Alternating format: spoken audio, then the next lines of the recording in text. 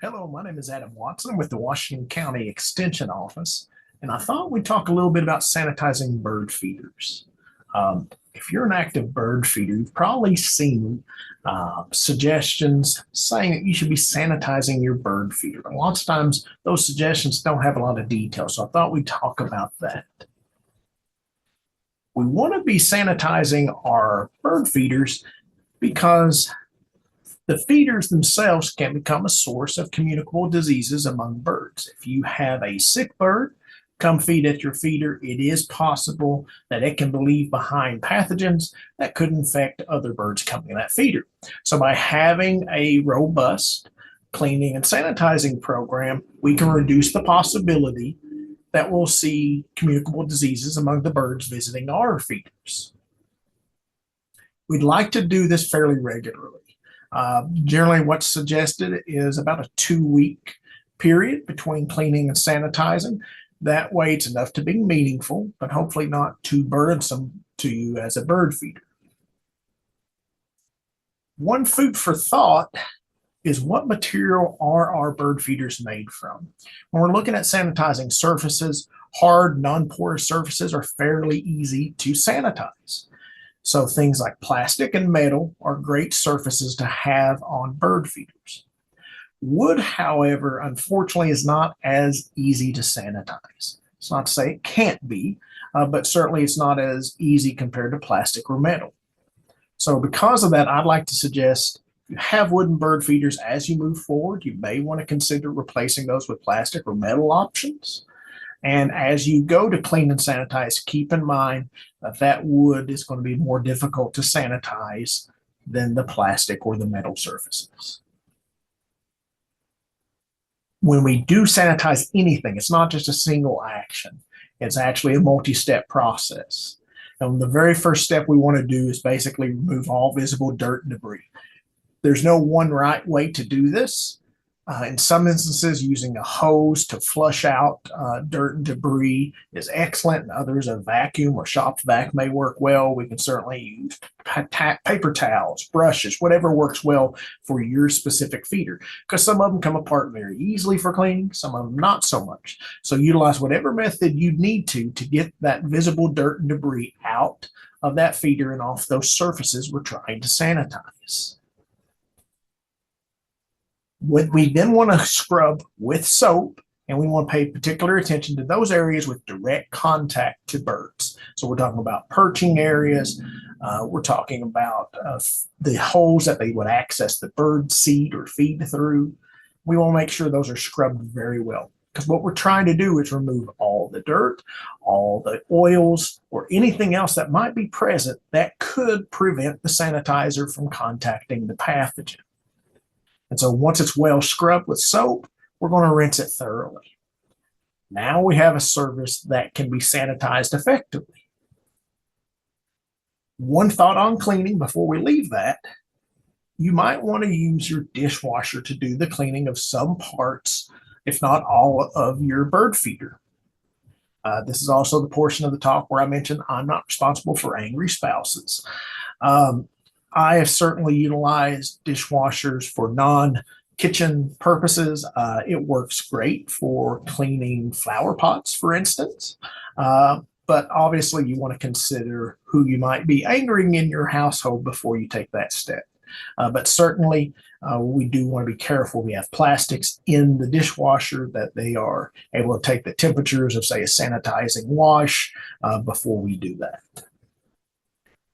One question you may have, and something I found lacking in a lot of suggestions, was what sanitizer should you use? And then at what rate or how much do I use?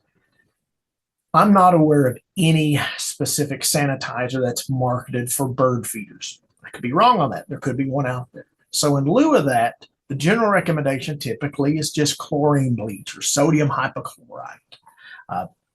Familiar to most of us, readily available, not expensive, and it does a good job as a sanitizer. So it makes sense that we would choose that one. But it still begs the question of how much. What's an appropriate amount of this sanitizer we use, and how do we use it to make sure we're actually being effective? One wrinkle you may not be aware of. So sanitizers are actually EPA regulated pesticides. They're antimicrobial pesticides. And so as that, they're under the jurisdiction of federal law, state law, and so on. And so one of the big things we have to be careful with is we can't use them inconsistently with the label. And in this case, the label is more than just what we find on the direct container. In the example of a sodium hypochlorite product that I found at a local store, the label is actually 50 pages long, which is a good thing in this instance. It gives us some specificity. So what we want to do is we actually want to discover that label, find the label for the exact product we're using, and then follow those directions because it is a regulated product, a pesticide, and we must be able to use it in accordance to the label. That's a good thing because that label is going to tell us what rate we need to be effective in sanitizing. So this was an example at a local store. It is a Clorox bleach product, very familiar to a lot of folks. You may have this in your home right now. And it's a sodium hypochlorite concentration of 7.5%. That's very important to mention. Very often I see references for sanitizing where they'll say mix 1 part chlorine bleach with X parts of water. That's great if there's only a single concentration of sodium hypochlorite as a bleach product on the market. The fact is there's numerous concentrations or strengths of sodium hypochlorite out there. So what may be sufficient for one might be overkill for another and completely inadequate for a third. And because of that, I want to show you how you can find the actual legal pesticide label for these products. So if you look at the image on the right, what you see is an EPA registration number listed on the label. If you actually do an internet search, EPA reg number, and then put that number in, you should have at probably the very top, or if not top, the next result be the listings for that product, the actual EPA label, the pesticide label. And within that, it's going to have a lot of information. This particular Clorox product had a 50+ page label, but that much information gives us some very specific applications. There was not, however, an exact reference for bird feeders. So we have to do a little bit of extrapolation and find something as analogous as possible. And what was included in that information was a citation for pet food and water bowls. So given that we're dealing with an animal, given that we're dealing with food containers, so to speak, a feeder, I figured this was the most analogous rate for us to be using for our purposes. And so we'll go into this for just a little bit deeper, but there you can see actually a clip straight out of that PDF.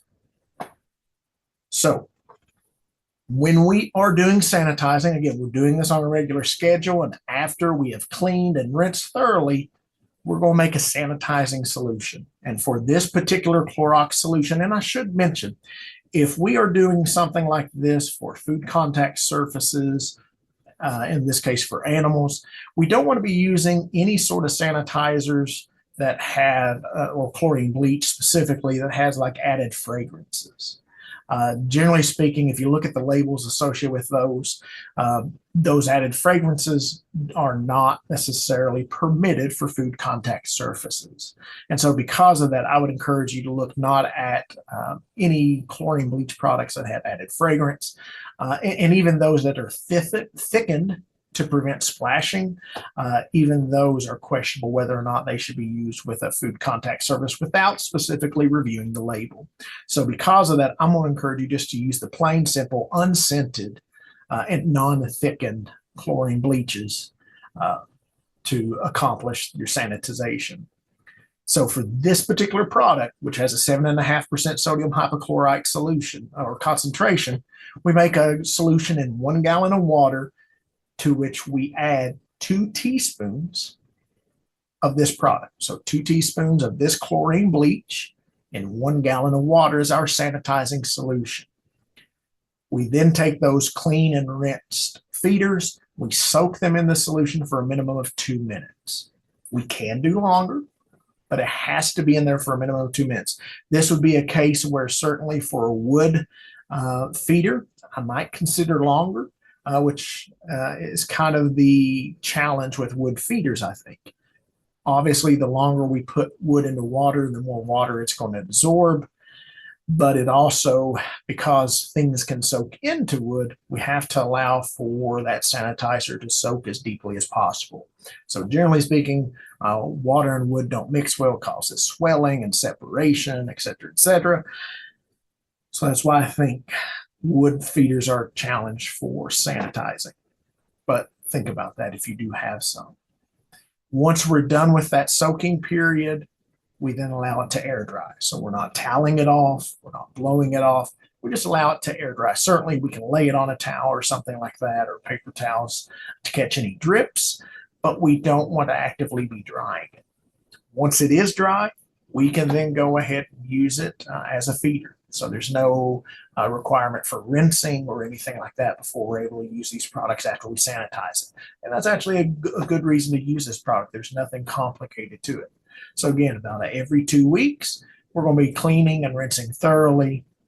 We'll make our sanitizing solution for this particular product. That's 2 teaspoons per gallon of water.